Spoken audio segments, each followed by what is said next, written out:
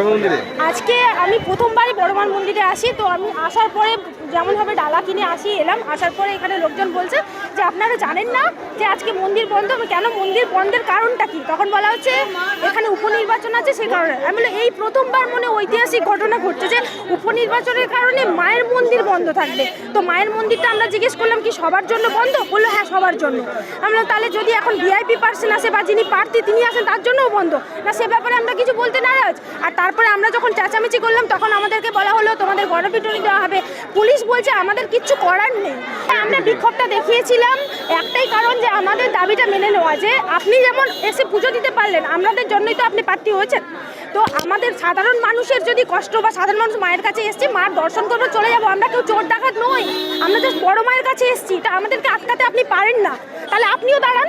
আমরা যেহেতু পুজো দিতে পারবো না, আপনিও পারবেন না। আমাদের বিক্ষোভের কারণ ছিল হুমকি দেওয়া হয়েছে পুলিশের থেকে? হ্যাঁ, পুলিশ থেকে আমাদেরকে হুমকি দেওয়া হয়েছে যে আমরা বলেছে যে এরপরে গণপিটুনি দেওয়া হবে, আমাদের কিছু করার নেই।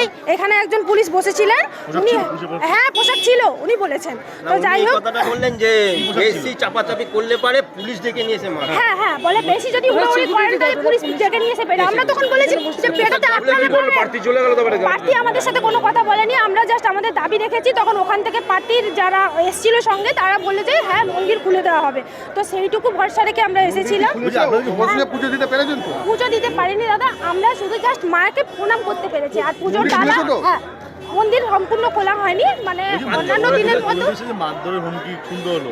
হ্যাঁ এরকম ভাবতে পেরেছিলেন মন্দিরে পুজো দিতে এসে এরকম একটা ঘটনার সম্মুখীন? না, আমি এটা সত্যি কথা, আমার ধারণারই বাইরে ছিল যে প্রথমবার আজকে বড় মায়ের মন্দিরে।